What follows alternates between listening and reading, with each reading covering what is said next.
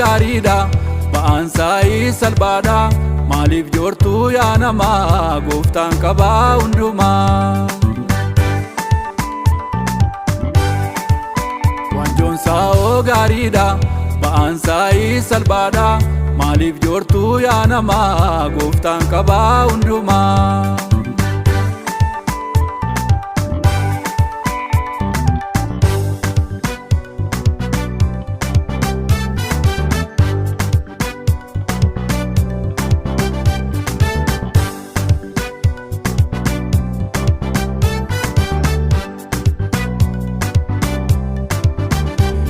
Kan dadhabdanii dhukkubaan qabamtanii maaf joortuu waan laaltanii kottaa jedhaa gooftaanii.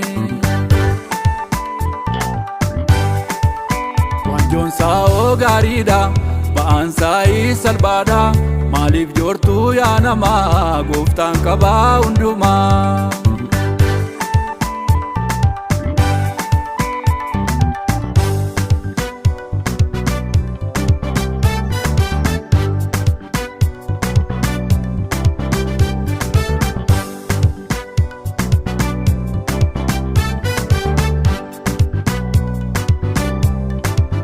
Wanjoosaa fi rakbaadha adaraamee jabaadha gooftaan garaa laafessaa fooniif lubbuu fayyisaa.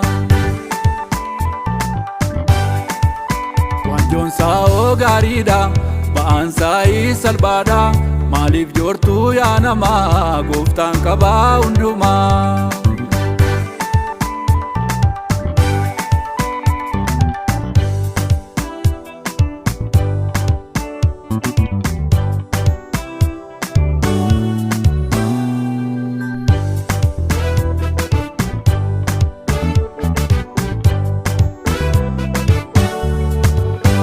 Aboon kennaa meeraafi waaqaa fi lafarratti horii keessaa amma baaftu waaqota tolfamaatti.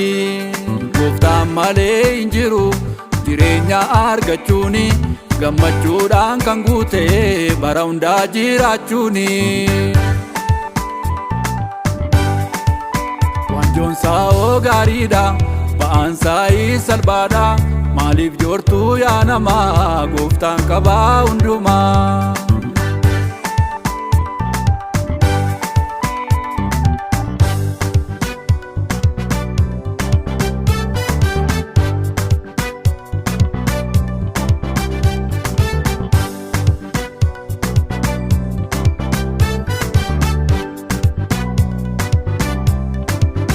Dhimni ishee kan lola'e waggoota 12 horii ishee kan tamsaaftee waaqota tolfamaadha.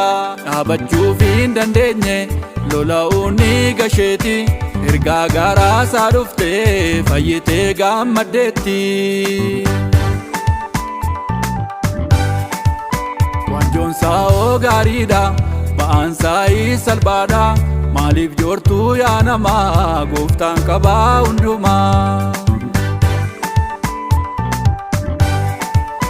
Wanjoonsaa gaariidha ba'aansaa salphaadha maaliif joortuu yaa namaa gooftaan qabaa hundumaa.